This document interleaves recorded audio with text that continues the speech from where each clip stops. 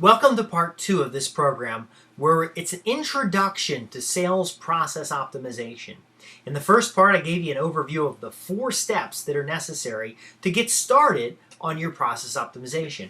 We're actually going to go through a report of findings that I worked with a prospective client, and we're going to talk a little bit about how you can get started right now with sales process optimization. Now, this is very important. We want to look back at Jim Rohn. Jim Rohn talks about that the average salesperson who does more of the right things in their selling can beat out somebody who's an effective skill-wise salesperson because they're going to cover more ground.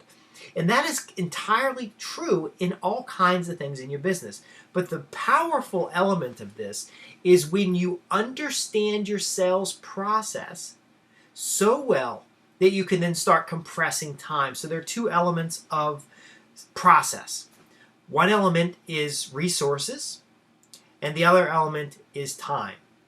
There's also the element of steps, what's going to be done, and there's the element of just kind of what result is expected, the relationship between input and output. Now, I want you to have, for minimum input, maximum output. Almost a permaculture model where you put in your inputs and the system itself is designed to make you money. That's the biggest problem with a lot of organizations' sales systems, that they're not designed to make money. They're designed to get data into the CRM system. They're designed to have compliance among salespeople. They're designed to have oversight by managers. But it doesn't really orient itself towards the closing of more profitable customers. For example, salespeople are sent out into the field to door knock, to prospect, to get on the phone and find their own lists. Well, who should they be calling? Who is the very best person in your marketplace that they need to be talking with and get on board as a customer? A lot of companies don't touch on that. Another thing about sales process is, if we're going to measure process, is everybody using the same process? Or is Dick using one process, and Jane's using a different process, and Joe's using a different process? And collectively, when you look at your sales team, you don't really know who's most effective with their time. Now, different people on your sales team are going to have different ways of doing things and different characteristics in the process, but the overall theme should be the same from a corporate level. So you're the business owner. You're running a technical services company selling primarily to other companies. Say you're a commercial electrical contractor, for example. And in your back office, after the sale is made, it comes into the office. You've got the credit app. You've got the details of the estimate. It turns into a project plan. The estimators are starting to build up materials lists and things like that. That's the normal thing. Is the sales closed? Let's get on with service. But what I want to see for my clients for maximum results with minimum resources is a parallel effort. So the sale closes right here. The service starts, but now there's a parallel effort of sales and marketing. Ooh, boom, explodes your sales. Here's the deal. What happens after a customer says yes? Does the salesperson give them a personalized thank you note that says, thank you for becoming part of our customer family, and then offers them something else of value? Do they give them a t-shirt or a hat or maybe a polo shirt or a bag? Maybe they give them a water bottle with a little thank you note, maybe brownies or a card that says, hey, I want to tell you how much I really appreciate you becoming a customer. Now, why would you do these things? Well, it reduces buyer's remorse. If you were on the other side of the table and you're getting the job done and you're not quite sure, you had 3 people come in and you just picked the one who you felt more comfortable with and you're just not sure yet, that'll help seal the deal because the salesperson will say, look, I appreciate it, and they'll be sincere about it. Next, what happens after that? Well, they need to be educated about how you do business, what to expect, what's going to happen next. We're going to take them by the hand and we'll walk them through the sales process or walk them through the service process. They're almost intermingled because in the service process, you're going to gather additional details. You're going to start understanding that customers' needs as they are specific to the delivery of the solution. After the solution is delivered, what happens? Well, the salesperson thanks them for being a part of what's going on there. If there's a problem while the service is being delivered, who should be called? See, all these things need to be in your sales process, in your business process, in the way you operate the organization for maximum profits. I recommend that at every customer interaction point, several things happen. Number one is that you collect data about the next sale. Number two is you get feedback from the customer. Number three is that you make an offer. Now that offer could be something that's for free. For example, you close a project and now you're going to you closed it with the executives, and now you're going to contact the facilities manager to get started with the work. You're going to call that facilities manager, introduce yourself, send them an introductory packet or something. You're going to come down and do an on-site diagnostic before you get started. You're going to come in and you're going to get reviews of their security process so that you can clear your people to come go work on their site. Or maybe they have certain safety procedures. You're going to make sure all your guys that are going to come out there are cleared by the safety. So this is like a pre-visit to the actual doing of the work that gives the customer confidence that you're going to come in, do the work, and not screw around. Different things about expectations are important. There's the expectations that are established in the sale, expectations established before service, expectations established after service. Now that you've got the electrical work in, three-phase wiring, here's what you should expect. And if you have any problems, here's where you call. So you want to build this in. So let's go over this four-step process, and then we're going to talk about some specific applications. When I do an initial consultation with people, we build into the report of findings. We're going to talk about this, the challenges that we're going to find, document those challenges. We're going to review the findings, what was discovered in the process, and then we're going to talk about some corrective actions and what can be done. I'm going to show you how to discover those things in your own organization. The most important thing about this program is that it's just to get started. That's the key thing. So you're going to listen to this, and there's going to be some ideas churning around that you might say, well, we could do it, we might not do it, we don't have to I just want you to make a list of the actions you can take. See, I can get 50 people in here at minimum wage who can tell me what you can and can't do. I can call a bunch of engineers and say, hey, I'd like to implement this new thing, and they'll give me 50 million excuses why it can't be done. The key to this program is just getting started somewhere. So you're going to discover one, maybe two things in this particular program that you can implement right away. That's where you start. Okay, so I'm going to give you the 4 steps.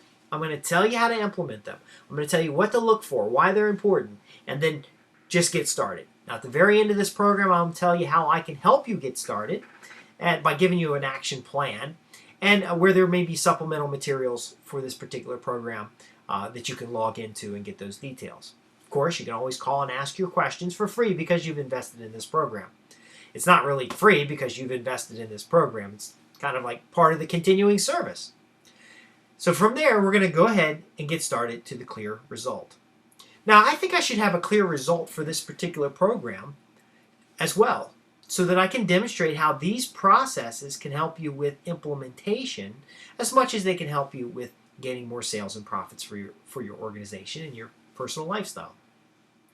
So the result I'd like to have for you in this particular program is that you just do a high-level flow chart of your organization. That's it. You don't have to optimize anything. Just need to document a high-level view, and we're going to talk about in detail what that means, a high-level view of your organization so that you can get started understanding where the challenges might be.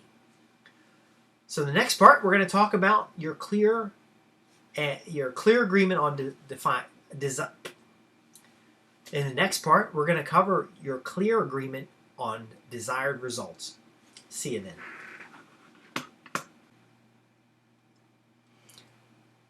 Now we're moving along to how to start optimizing your process. Now you may notice that a lot of this business process stuff that I talk about, I apply it specifically to sales and marketing.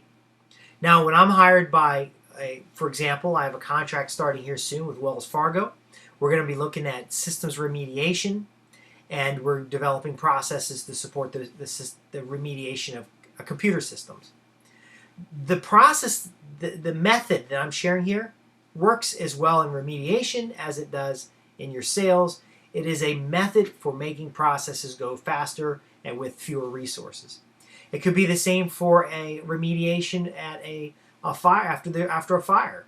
You may be providing the service of cleaning and removing the burned materials, or you may be remediating chemicals. Same type of process. You're going to have a clear desired result.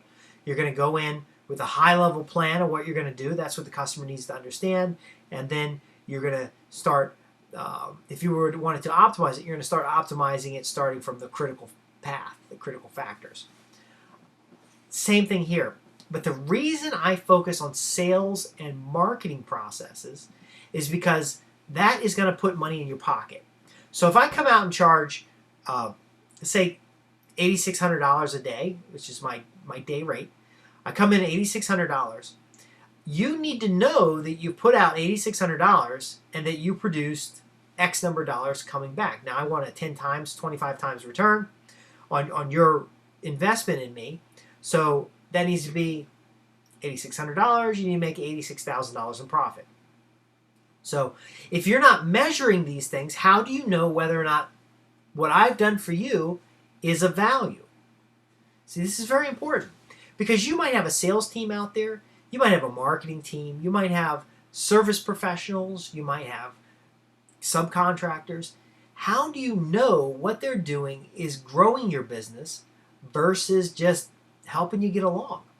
In fact, and this is very possible, your challenge with growing revenue may have nothing to do with what you actually do. In fact, the plan you have for what you do in your business is just right. It solves it. It grows your organization if properly implemented. Now the question is how do you know whether or not it was implemented? They're very important. If you're going to start optimizing something, you want to start by auditing it. And we're going to have these all in slides and things later, but you want to audit first, then you want to document, and your auditing will have more documentation. Then you want to quantify. We talked a little bit about quantifying, but we're going to go from high level to low level. And then you want to test. Now this is important. You can't spend a lot of time on any one of these steps. So auditing starts with step number 2, which is the high level diagrams of your process. You're going to get an idea whether people know what's going on in their department, what's going on in their part of the business. You're going to have to start working on the organization chart to segment the different parts of the organization and those resources around the specific process for acquiring a customer. Then you're going to have to go in there and document it again and get a standard operating procedure together. And it sounds like a lot of work.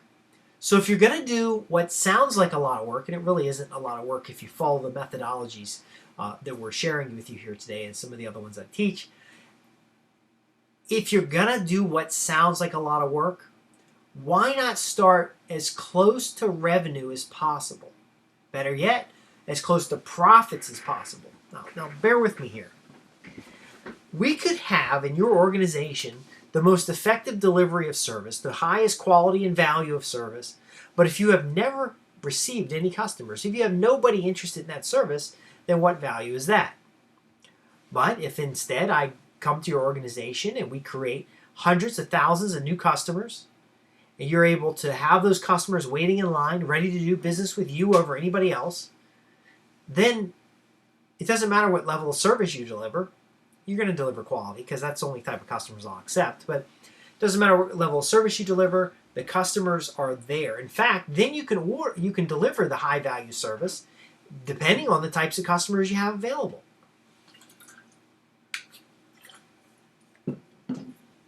Here's the key. By starting closest to where the money is, basically where the customer gives you money, you can go from point A to point B faster. So think about it this way. We talked earlier about you get a new contract, customer pays you. So you get a contract, and if you're like most companies, you get a contract, you do the credit report, you extend them credit, you do the work, and then you get paid. That's no way to get wealthy. Why not move the pay part up to the beginning? Or at least some of it up to the beginning so that you get a contract, you accept the deposit, start doing the work. Of course you have the credit and things, and then you get the rest of the payment towards the end. What have you done? Well, now you've got access to capital more quickly. You've moved the receiving of funds earlier in the process. You've now made the delivery of funds or the deposit part of the acceptance of the contract. So in legal areas, you're now the customer's written you a check, so because they've written you a check, they've made a financial commitment to receiving a particular service. Then if they complain about receiving the service later, they gave you a check. If they didn't agree with that's what they wanted, why did they give you a check? But here's the thing. Focusing on the sales element has the most immediate value. After you clean up your sales, after you clean up your marketing, then you can go clean up the value of your services. But I often find that most of my clients are doing so many right things 90% of the time. And it's that other 10% that really hurts their profits. And they're doing the right service. They have the right delivery, but then they just can't figure out why there's not that many customers coming in, why they're frustrated or stressed out about not having the customers. Or they've done the work for a handful of customers and they just haven't got paid. So solve the pay problem first. And that could be better collections, better credit screening, better, the things that get them in the door. It could be an acceptance of a payment at the point of sale. And that you can do that in the services business. But the key is you want to focus where the money is first. From that point, then you step back to the next step, then the next step, the next step. So you want to really break this down with alignment to the result. Okay? That's where you optimize. But your desired result needs to be oriented around the financial benefit to your customer and to your organization. And I guess that's why I got my accounting outfit on here. But the key is, once you've audited it, then you're going to document. After you've documented, then you're going to distribute that information and quantify. It means the tracking that we talked about here, you're going to have the next level in the process. You're going to have the next level in the process here have the same quantifying factors. Now, when you get down to the front line, a staff, you might just have the quantity factors. You may not talk about revenues or costs associated to do work. That may be filled in later by project managers or by your accounting team. But the key is that you get down to the front level, and here's where it's important for the sales perspective. You're going to need to know how many prospects need to go into the sales funnel, and it really all this process is your extended sales funnel. But you're going to need to know how many prospects go into the beginning of that funnel in order to get the desired number of sales. And how many desired number of sales do you need before you get the desired number of revenue? That's how it pretty much works. And it can be that high level. It's okay. The implementation is done by your staff, and the oversight is done by your high-level process and the quantification for the steps of that process. Finally, you want to test. It is entirely possible that your current process could be improved significantly, and that there are improvements that or minor tweaks or changes to your particular process. And if you don't test against your existing process, then you will not know whether the improvement was the tweak or the change in process. So testing is an essential part of step number 3, where we start the optimization. And those tests could include a parallel process. So, for example, let's say you have a larger organization. You can continue the process that you have today, go through the audit, the documentation, the quantification, but now in the test, you're going to change part of that process and then parallel. So every other customer, for example, may receive a welcome package. Maybe right now when you bring a customer on board, it's all oral. But now you bring a customer on board, every other customer gets a hat, a t-shirt, and a mug, and they get the opportunity to be a part of the customer club, and then you make an extra offer for them. Okay, you can add this into your regular process and see if it improves revenue, but if you have enough count, you can use it for a parallel test. How often do you want to run the test? It really depends, but the key is that you need to know what works best. You may, for example, if you have 2 staff people doing a particular job, you may want to have one staff person follow one process, one staff person follow another process, and then at the end of the month they compare notes to see which process produced the greatest number of results, or they switch in the middle of the month. The key is that these tests are collaborative, and these tests are designed to improve whichever will be the final process. Now, in your sales and marketing itself, you're going to be running tests all the time. Those are marketing tests. That's something different. This is a test of process. You're going to use flowcharts and checklists. Those are very important. Flowchart is the local level activities, and then a checklist is what's done on each step. And I'll make sure to include some examples in the program there. That about does it for the implementation. The key is the optimization needs to be start closest to the customer, closest to the money. And the key is to shorten the time from customer to getting your money. And as you shorten that time, then you want to look at how do you shorten it and make the money bigger? How do you shorten it and make the customer last longer or a larger transaction? How do you get more customers at the same money? Those types of questions. In the next part, step 4, we're going to talk about how you could focus on what you can do and some practical steps to implement what we've been talking about in your organization so that you can get started with your sales process optimization. Before we start talking about the step 4, the focus on what you can do, let's make sure you have available to you the 24/7 phone fax hotline where you can ask any questions about this or any other program I have.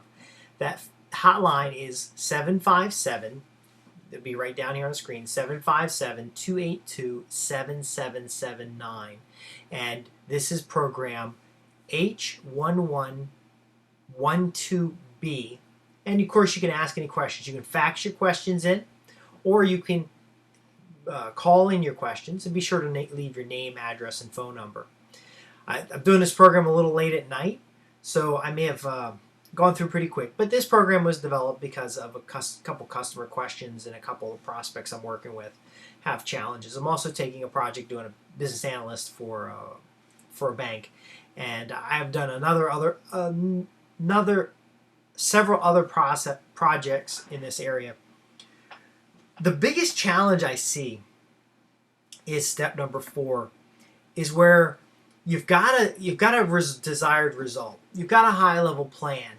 You've started to optimize by making clear where the roles are and measuring and determining who does what and when and how many times have you done it and is it profitable.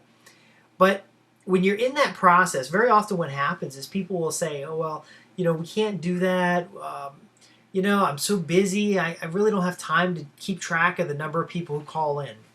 I don't have time to systematize what I do each day. I just need to get it done. There's so many fires. You want to acknowledge these things, but the truth of the matter is, it is their job to document these things. So if you ask for them to start keeping track of the number of phone calls they receive and who they receive them from, you got to do it. And if they don't want to do it, you gotta find out why. Now, legitimately, they could be busy. They could be in a situation where they got a lot of things going on. There's a lot of fires and a lot of problems. You want to be documenting and writing down all these fires and all these challenges and all these problems. And the individual group managers or department managers or line managers, however you organize this, they need to be writing these things down. And then you can look at what you can solve and what you can't solve. But the key is that every person needs to move forward doing what they can do. That's all you can really ask of them, is to do what you can do. And if there's a major problem, we'll set it aside. Now, if you have multiple people doing the same task, then you can identify whether somebody's just decided not to do something. And I've seen that happen. There could be feedback from, here's the process we'd like to follow. And then they have feedback that says, well, that's not going to work so well. That's why we do it this way. So you don't want to dismiss the negative yet. You just got to ask, how can we do it then? So for example, you have a prospect present and close. You've gone into more detail on the prospect. You want to do lead generation by direct mail. They say, well, we have done lead generation by direct mail before. It hasn't worked. Okay, well, how can we make it work? We just want to test. How can we make it work? Or why didn't it work? What was the situations. Get those examples. Let's get somebody to look at them. Let's determine what can work and what can't work. Uh, what have you done in the past that did work very well that you're not doing now? You want to know those things. You want to build them into the tests and the scenarios for the process. The key is you got to be flexible, and you got to let your employees know that it's, hey, look, we're not judging you. We just want to try to improve things so that we can all make more money, so that we can all have more free time, and so that we can all be more, more secure in this position. And that's really what it is about. This is business process optimization is about security. It's about providing in your organization long-term income. It's not, growth is good, but wouldn't it be nice to bring home more profits? So focus on what you can do. Maintain a list that is out of sight of all the reasons why things can't be done, or the legitimate roadblocks that are ran into, lack of resources, different things. And then keep a public list of what can be done right now with the resources that you have. What steps can be taken today to get closer to where you want to go, and go from there. I do have, and that's the 4 steps I'll summarize in a minute here, but I do have a coaching program where we have worked specifically with clients on these things. I have a consulting service that starts with an initial consultation. If there's time available in my calendar, we can do the initial consultation. We can look at your high-level process. We can look for deficiencies. We can look for areas of improvement. And that we got to be on the sales and marketing side, because that's where you have the more leverage in your business, because it almost doesn't matter what kind of technical services you provide. There's more leverage on the sales and marketing side when you know what the values are for your customer, you know what they need and desire, you know what they're willing to buy and what their price ranges are. So let's go back over those 4 steps. If you want more information about those services, you call me at 757-282-7779, and you're going to leave your name, address, and phone number and details about what you're looking for. Do mention program H1112B, so I know what program you've invested in, so I can give you the appropriate amount of time and attention necessary to answer your questions or to get you started with a particular service. Let's summarize. First, you're going to get clear agreement on the desired results. Start with your desired results. Expand into the desired results of each department and group involved in a specific process, which is number 2, the high-level process. Define the high level before you start getting into details. Next, number 3 is we're going to start optimizing where the money is. Basically, this is the way it works. If you do optimize something and it doesn't produce more money, whether more profits or more gross revenue, ideally more profits, but in a larger factor your gross revenue, then you're optimizing in the wrong place if it's not producing more income. Number 4, focus on what you can do. If you can tell me what you want to achieve, I can tell you how to get there once you follow these 4 steps.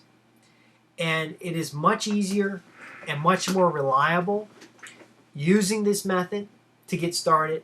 But in fact, this method itself can be used to optimize and identify challenges in your organization.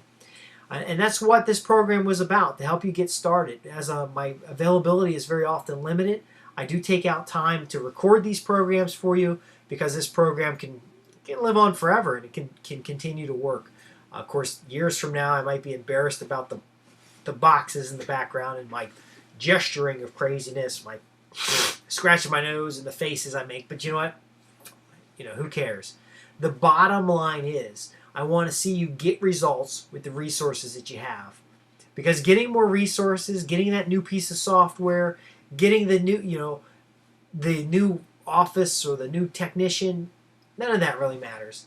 Because if you can't get some results with what you got, if you can't increment forward just a little bit with the resources you have today, if your process is so perfect that it can't be optimized, which is not really going to happen, then all this other stuff is just a waste. It's I know people are trying to sell you software and sell you equipment, but really, where you've gotten today, it has only been possible by your intelligence, by your team, by your abilities, And like I said earlier, you're doing 90% of it. The key is what do we got to do to get to that next level so that you can do 91%, 99%, and really take it into 100% of what you would like to achieve. I'm Justin Hitt with the Center for Strategic Relations, saying yes, you can create and keep profitable customers. This program has been about business process optimization, specifically in your sales process. Again, if you'd like more details or additional services to help you get started, I have a waiting list coming together. When I'm on exclusive with a client, I'm not available for anybody else, but I do have between my projects, larger projects, or trophy projects, I do have time to support my clients and my newsletter subscribers. I'm the publisher of Inside Strategic Relations newsletter. I highly encourage you to get involved with that. The address is below here, insidestrategicrelations.com. I have a coaching program called the Applying Strategic Relations. You can get details about that through the newsletter. Again, bottom line, your results are determined by your processes. Your sales process is critical to your long-term prosperity. Your prosperity and the sustainability of that prosperity is dependent on your ability to then take a process and improve it over time. Short time duration, long time duration, doesn't matter. The key to that success is clarity on your desires and where you want to be. I want to see you get there. I want to see you create the results that you deserve. I want to see you create a fortune for yourself and your family and your long-term prosperity. Again, I'm Justin Hitt with the Center for Strategic Relations. I'm open to your questions. This has been program H1112B. That is program H11, whatever. It's on the screen. Call 757-282-7779. You're under no obligation for as long as I'm alive. Because you've invested in this program, I'll be more than happy to answer your questions that are left there on the voicemail box or that are faxed in. Be sure to leave your full contact information and mention that this is program H1112B. Time to wrap up. My desire for you is that you have the details that you need to get started in optimizing your sales process and improving your overall profitability. I'm here to help. I'm here to answer your questions. I'd love to hear your success stories. I'd love to hear about the successes that you're having as you get more close to what it is that you desire. I'm Justin Hitt with the Center for Strategic Relations at Hitt Publishing Direct. As I said for the third time, yes, you can create and keep profitable customers and turn every business relationship into profits guaranteed. Thanks for being a part of this program. I gotta get this start button. Here's a quick tip that's going to help you increase sales quickly and easily for any existing commercial technical services business. I am Justin Hitt with the Center for Strategic Relations, Hitt Publishing Direct.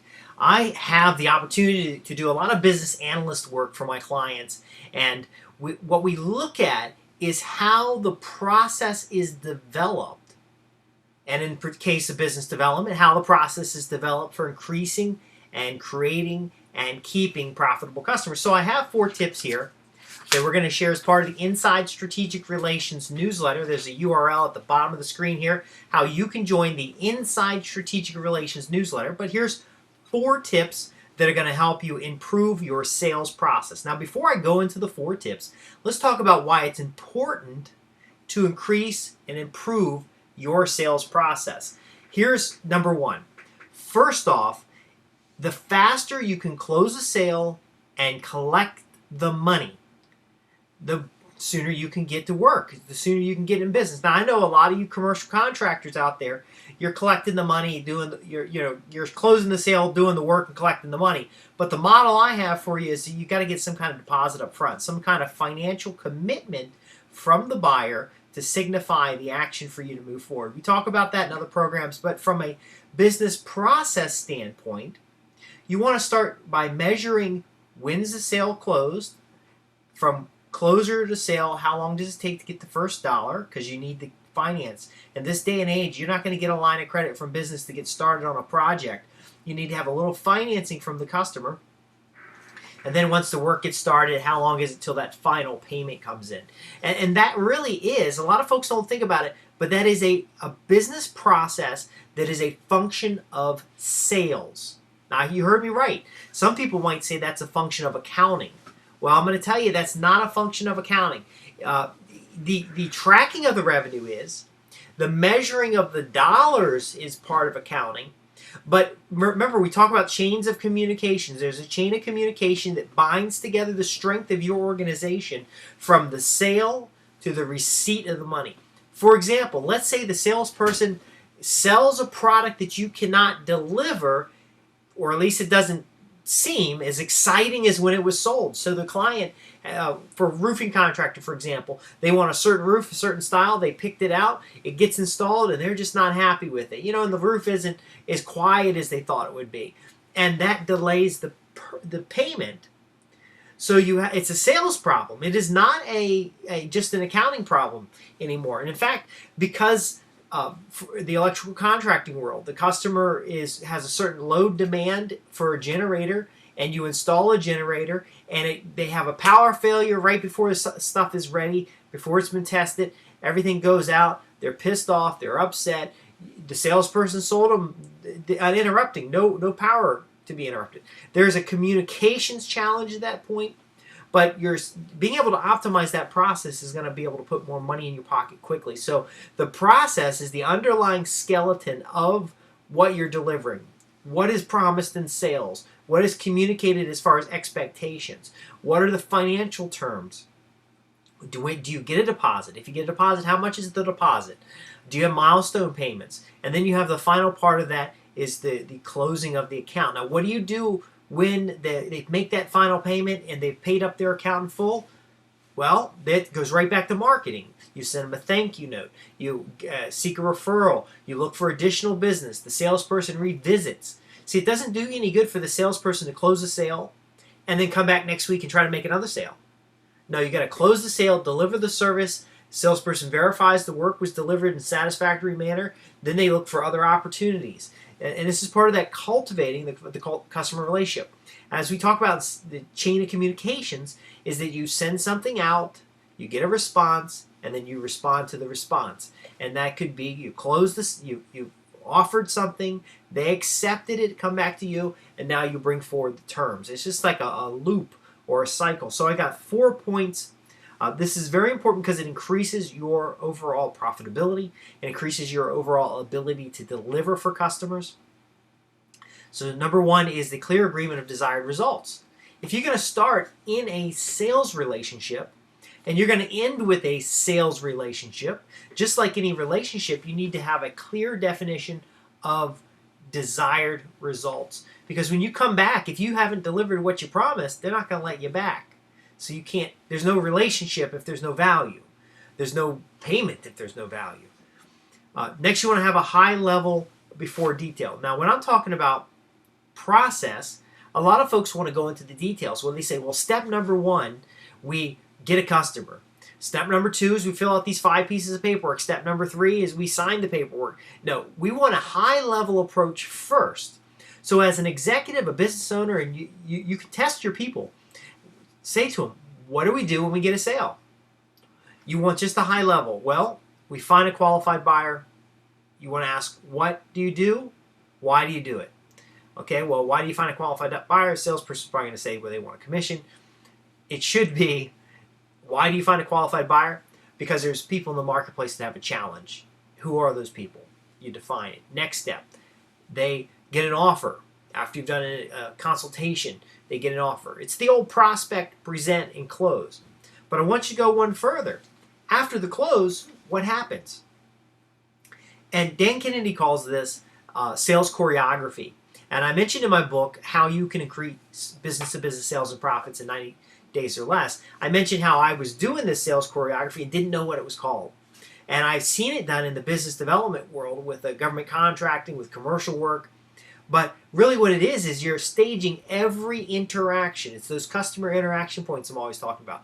You're staging every interaction with the customer to collect important information, to gather details about the desires and needs of the customer, to scope out additional services in the future.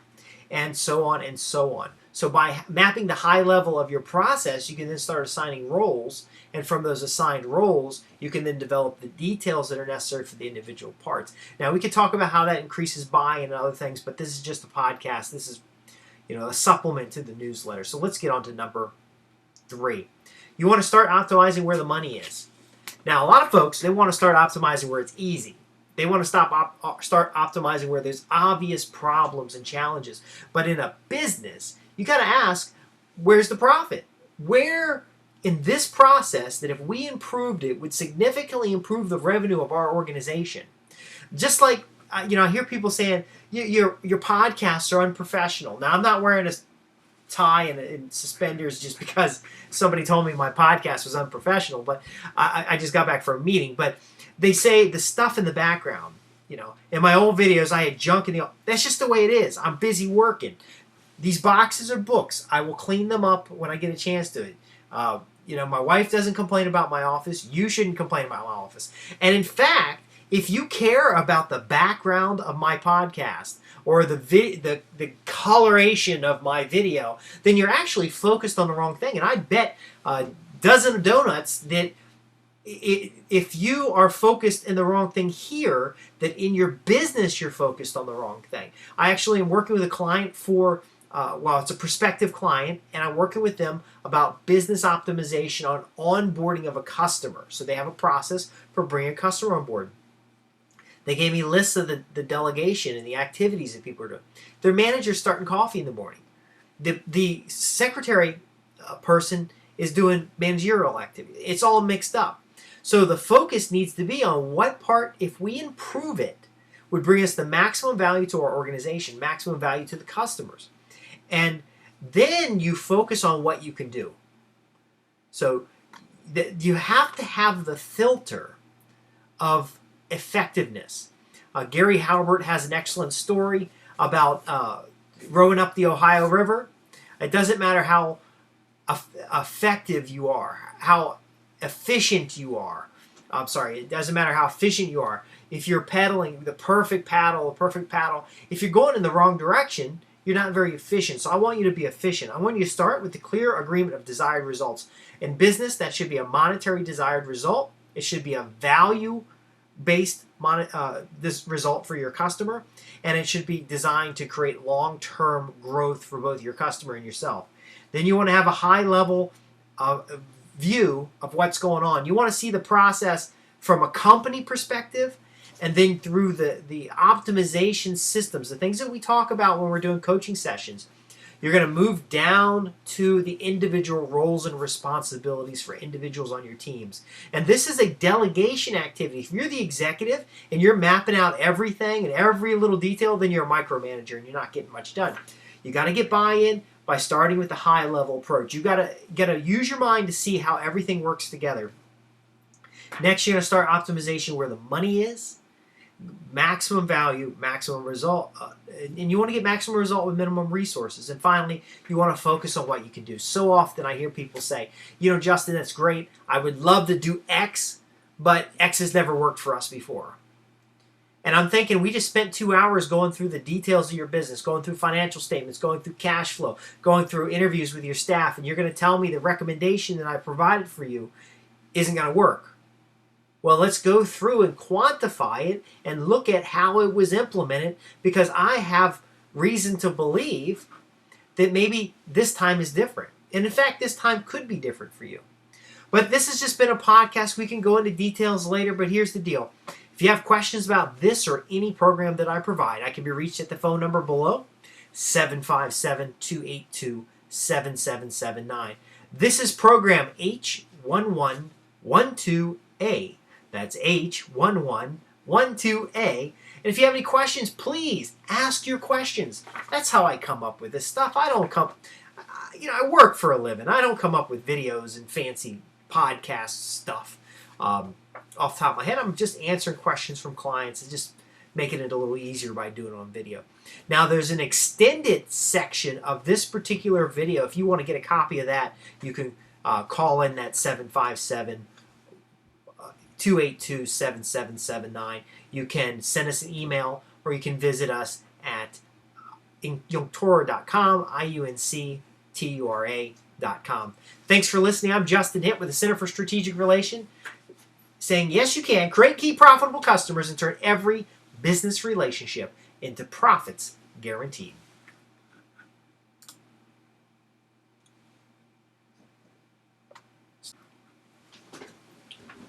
Welcome to part 3. Part 3, we're going to talk about step 1, which is clear agreement on desired results. Now, this is critical. This is important because you might be the boss, but what you believe is the next step, is the most important part of your organization, may have been communicated, may have been delivered to staff, but the staff may have other things in mind. And the key here is that what you want is everyone focused on the right results. See, a lot of times employees, they have an idea of what their position should be and what their results are, and over time they've added things to it, and they have these little nuances and opinions. And what happens is there's a little friction in the system. So you have Sally who comes in and makes coffee in the morning and prepares the telephones, takes it off the night ring, and welcomes new customers, and has these little things she likes. She likes to cook brownies on Friday, and she likes to go buy lunch for people like that. But maybe Sally's not supposed to be doing all those things, and maybe at Sally's rate, you could get an intern to do those things. So there's some factors here, both in roles and responsibilities, actual activities done, that we want to get some agreement up front.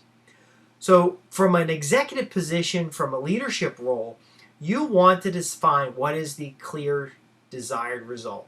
So you go to your managers and you say, last year we did $2.3 million in business. This year I'd like to be doing $3 million in business. How do we get there? That's really your role. Don't tell them how to get there. Let them decide. They're going to bring you some ideas, and from there you can start optimizing the process and building a position in the marketplace to get to that $3 million goal.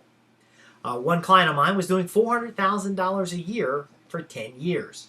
They were doing about $441,000, and their objective was to grow the organization because he was really not making any money. He's paying his employees, everybody else seems to be making money, but he himself was not making money. And after 10 years, he was wondering, what is he doing right? What is he doing wrong? So he started transitioning the business into other areas and started picking up government contracts. And I sat down with him and went through this particular process to work on his organization. Here's what happened. We started narrowing our focus on a particular set of customers. He didn't really have an income goal, but he had a goal that his earnings needed to be more consistent and more regular. So we looked at what customers were more consistent and regular in paying. Turned out it was the government customers. For you, it could be the manufacturing facilities, could be a warehouse, could be cold storage facilities. It could be data centers, for example. A lot of my business analyst work is getting people in and out of data centers, as well as the electrical services, the networking service, the security services that are associated with that. And there's a lot of work in that particular niche. So perhaps right now you're doing business with anybody, and you decide that you want to be more profitable, do an analysis of your customers and determine data centers are more profitable. Then your result wants to be tied to that particular element. So it could be, we're doing $2.3 million a year. I'd like to get $3 million a year, and we want to make up the difference in data center work because that's what's been measured as most profitable. Whatever it is for you, it doesn't really matter. The key is that you're clear about that result. Now you could provide a general goal and go back and forth with your staff to come up with a specific objective. But here's the criteria of that objective. It needs to be, first, monetary based, because we're in business. We don't care if you have 500 employees or 5 employees. If your net revenue needs to be X, you really should measure gross revenue and margin. But if your gross revenue needs to be X and you can do it with 20 employees, that's great. If you can do it with 5 employees, that's better. You really want to focus on what is that end result. Now, do I measure everything by money? No. But in business, yes. So here's the key. Let's say your goal is $20 million. You want to be a $20 million business, but you're currently a $1 million business. Are you going to be able to get clear agreement on that desired result if some people may feel it's unrealistic? If looking at it, there's a large gap or a large jump. You can do this in a workshop format. I've done it as a workshop with clients where we get their senior management together. We usually go to a resort or a hotel somewhere where we can be isolated from staff. The few times that I've done this, we've required, and I've done this as part of as an employee and also as a consultant. But the few times you turn off all the cell phones, you turn off all the communications, you have very specific 90-minute blocks designed to get that scope narrowed down, to have a clear agreement that everybody can come together on. Now, once they have that agreement, they then go back to their staff. The agreement is then segmented and then take it back to staff to then work on implementation. Now, the important part of this is that if you're the boss or you have stakeholders or shareholders and they decide that it's a certain goal with a certain objective, that's it. It's just the way it is. In my personal business, if I decide I want $1 million business, I decide it. But there's only me and the support staff periodically. But you don't want to worry about the politics because remember, I want you to have sustainable wealth. I want you to have a business that grows for you year after year, provides for your family, and then the earnings from that is then diversified in such a way that not only the process is designed to make you money, but then the proceeds of the process continue to make you money in the future. Because we don't know what the economy is going to do. We don't know if there's not going to be another natural disaster. And by the way, if you haven't gotten the materials from the hurricane party, Hurricane Sandy came through and delayed some of this business process stuff. But you know what? This is relevant to being prepared for a disaster. Whether the disaster is financial, whether the disaster is a hurricane, whether it's the electrical grid going out, a tornado, whatever it is. And if you want information about that program, just call in the hotline number at the end of this call and mention program H1112B and ask for the hurricane party details. And I will get that over to you. And actually, we'll put a URL across the bottom here where you can get those details to save you some time.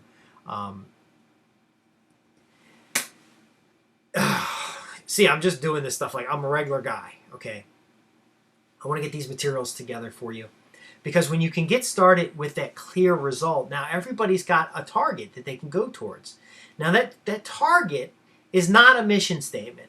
It's not a vision statement. It's none of that crap that those gurus try to sell you. It is a serious, here are the numbers. Now, all your other people may not, your individual staff people may not know those numbers because there are psychological issues associated with that.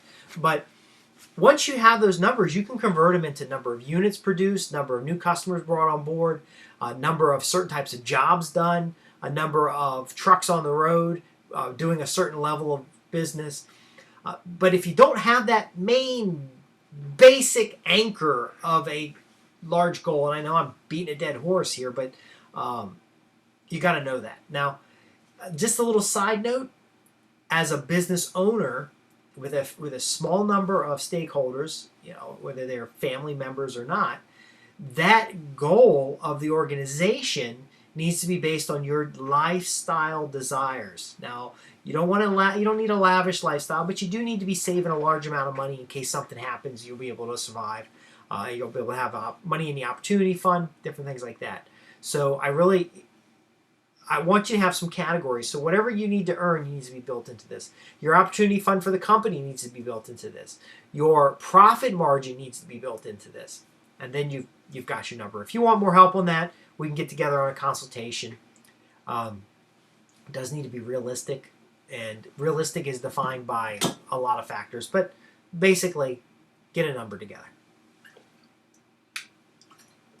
Now when you take that number to your staff, your leadership team, if you don't have a leadership team, you got to have at least project managers, senior staff, different people like that. You're really looking for, you're going to lay the result down on the table. And now you're going to take these next 3 steps. So the first step is really your responsibility, which is establishing the clear goal. And then you start transitioning from your responsibility to our responsibility as a team that serves a specific customer. And that's when you start working on the high-level details. And we're going to talk about that in the next section. But here's here's how you get going. You want monetary goal for the entire company, and personal monetary goal for yourself, and then a time goal for yourself. And then you finally want kind of where you want things to go in the future, whether the next 5 years. Go ahead and write those down right now. Grab a pad of paper, write them down right now. And then in the next section, we're going to talk about how to implement that, how to get that going in your organization. And remember, these are foundational steps. The 4 steps that we're discussing here are foundation, and I will see you in the next section. Welcome to the next part of this program where we're going to talk about your high-level process before we get into details. You got to have in hand your desired results. You want to talk with your leadership team to ask the questions, how can we reach these objectives? How can we do what's necessary for our customers to receive these benefits? It's a how question. It's not, here's what I want to do, what do we got to do to get there? Because a lot of times people, when they ask what did they have to do to get there, they give you excuses. And excuses don't get nothing done. So what you want to have is the how question. And then when they respond, well, you know, for example, let's say you're doing $5 million a year and you want to go to $10 million. I've been able to double many of my customers' gross revenues. Actually, we're more likely to double profits in 12 to 24 months. Gross revenues take 12 to 24 to 48 months. It usually takes a little bit longer, but I have had a few clients who were able to double their gross revenues within 12-month period. But if you want to double your profits in a 12-month period, you're going to have to get actions. You can't get excuses. One of the things about your clear desired result is you need to translate that into net margins, and then what it means to the staff when you reach that particular point. If you have a profit sharing or different things, it doesn't matter. We're just talking about getting started here. Then you say, how do we reach this goal? We want to go from $5 million to $10 million a year, serving this particular market. That's the gap which you're going to make up. You want to keep doing what you're doing right now. You don't want to. You make it clear. Look, we're not trying to change things. What we're going to do is do something in addition to what we're doing now, or we're going to do the best of what we do now better, so that we can get from point A to point B. And if they're going to come back and they're going to say, well, in this economy, we're not going to. You really could just make up a point B. It doesn't really matter. As long as that point B accounts for all your needs and accounts for all the needs of your stakeholders and your oncoming budget costs and different things like that, you can just make up a number. If your number comes up to be 8 million, just say 10. It doesn't matter. The key here is that the focus on how will we get this done. If someone says, well, we can't do 10 million, you say, great. What can we do to do 9 million? If they say we can't do 9 million, then you might think about a new staff person, but how can we come closer to that goal? What needs to be improved? What needs to be optimized? What do we need to stop doing? And once you get the how on paper, and really just use one sheet of paper, okay? Once you get to the bottom of the paper, you stop doing how, and then you take the best of the how, and you start looking at specific value and start identifying which how has the maximum result for the organization. And that's what we're going to touch a little bit on the next step. You also want to have a flow chart from when a customer has the problem that you can solve. It's very important. Customer who has the problem you can solve. When they have that problem, all the way to you have solved the problem. So rather than just sales, service, and that's it, you're going to have customer has problem. How do we find that customer? How do we bring them on board? How do we welcome them on board? How do we deliver the service? How do we make sure that they got the right service and that they desired the service? How do we get referrals? And just build out all those steps. And it really is just a high-level process like that. Brian Tracy has the prospect, present, close. Okay, well, what happens after you close? Well, you have credit. What happens after credit? You have service delivery. What happens after service delivery? You have, a thank you. That easy, okay? And you draw it up on the board. Draw out the process on a whiteboard. You don't need fancy software. You don't need anything. Just draw it up on a whiteboard. And from there, you're going to then start looking at these very important elements and I'll jot these down and make sure that it's in the supplemental materials. Now I'm going to give you samples. I'm going to give you lots of extras, okay? Because this stuff is powerful, and it really is plug and play. But you have a very simple process here. Now I don't know if you can see this. Down here on the bottom, you have a box. The box has an input, and an output. Okay? You have a count, you have a dollar amount. This dollar amount does account for expenses or income. You have a role and a result. So let me explain this so you can follow along in the workbook. For each step in the process, in order to optimize it, you need to know how many times you do the step. It is very possible that you can lay out the step from start to finish, the steps from start to finish, and then go through each step looking at the counts and then realize there's a couple steps that don't happen very often. And you have to ask then, why does this not happen very often? Is it important? Just basically, you only want to be doing stuff that generates revenue. So if you find a task that maybe gets done a lot, but it costs more money than it brings in, then you want to stop doing it. Role, who's doing the work? Result, what result do you expect from that specific step? And I always start, and I'll have to learn how to get a drawing board or something for you, but I always start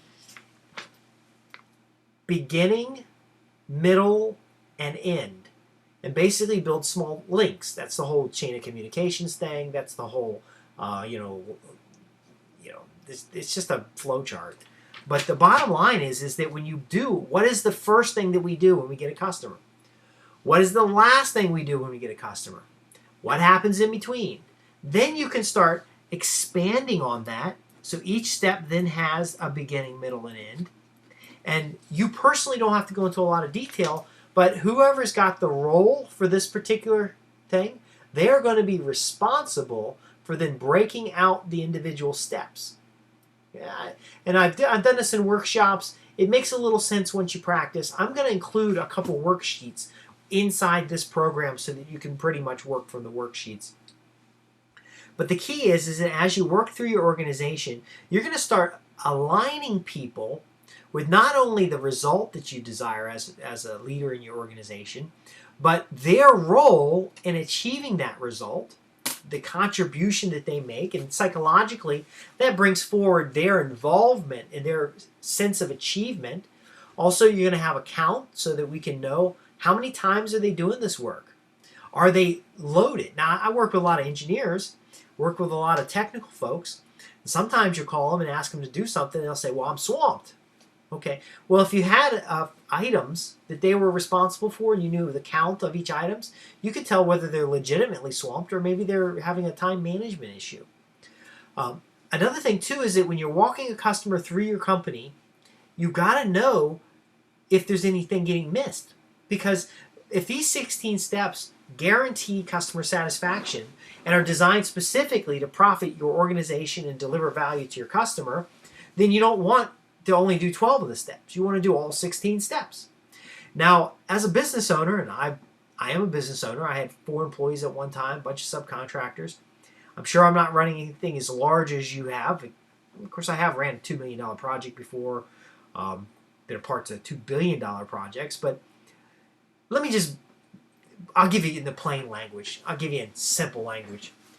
What you have in your mind as a visual image of your process is not necessarily what's actually happening out in the field. In fact, if you have any type of failure rates, if you have any deficiencies in your work, if you have quality assurance issues, or even the need for quality assurance people, then you've got proof that your process isn't actually being implemented as you would desire it. And there's another challenge too, is that your process may not be the best process for your environment. It may have worked when you first designed it, but things may have changed and it may need adjusting. So by measuring the count, by measuring the costs, and this is a cost accounting by either project. One of the things that surprises a lot of my clients when they see it is that we'll actually do project level accounting, then we'll do process level accounting, and then we'll do the regular overview accounting. Usually you have a main cash flow project-based P&L, and then you're going to have a process-based assessment that is used to determine the effectiveness of a particular process in your organization. Some of these things were adopted from manufacturing, but they work great in the service world, especially when you are delivering a certain service, a repeatable service. When you're installing three-phase wiring, here are the 5 steps, here are the material costs, here are the labor costs, and here's the cost, the income from the customer. You can bundle that package up and know whether or not installing three-phase wiring is of value. When a lot of folks are changing now from the 2G alarm systems to the new systems that are available, they want to look at, for the customer, not only in the sales process, is this a cost-effective change, but are there upsell opportunities? And which of these upsell opportunities are beneficial to the customer? Because you can measure customer value as a factor of the dollars generated or received. But this multivariable approach gives you a better perspective and a better picture. You may also be doing P&Ls by your customer segments. And this sounds like accounting, but really it's basically management math. It helps you know what's profitable, what's not. Because the objective of your business is to put very little in and get a whole lot out. Okay? It's a leverage of your intelligence and through the resources of your employees to create a profitable, sustainable business. So, high-level diagram, beginning, middle, and end. From that point, you're going to go into a little more detail. Focus your staff on what is the high-level thing, and then for each of the high-level elements, assign somebody as a measurer, as a person responsible for that particular task, and then start getting on your flow chart the factors that we talked about here with the count, the dollars, that's a P&L dollars, profit and loss, and then who's responsible and what's the output, what's the result of that particular step. Again, I'll include some examples in the resource book, but the key of it is to have this together before you start optimizing. It is human nature to go ahead and get this process up, and then people say, you know what, I've noticed something here. We do it this way, but we used to do it this way, and maybe this way is faster. But just get it documented. When people come up with all these other ways, and usually in a workshop, what I'll say is, let's document both processes, and then we'll evaluate them at another time. Because we don't want to get stuck focusing on the wrong thing. In the introduction, I talked about that. We don't want to get focused on specific marketing activities when the key is just a customer retention step. We don't want to get focused on specific prospecting methods when the step is just prospect. So prospect, present, close. Before prospect, you might have customer market education. You have specific target markets. You want to educate them before you start generating leads and prospect. Whatever it is for you, and I can help you get that on paper. We do it by interviewing staff, observing your organization. I don't really have time for that now because I have another project going. But in the future, if it is something you want a little help with, we'll be happy to help you out and get somebody to help you. But the key is you can get started. Just keep it easy. Keep it simple. And in fact, if it gets to be like a roadblock, you just tell everybody, look, if you can't explain it to me, how can I have confidence that you're actually doing this work? It's really the way it is. So the next part, we're going to talk about how to start optimizing your process, step 3. And in that optimization, how to help you earn more, help you create better sales and more profits in your organization, and actually build a more stable, functional organization.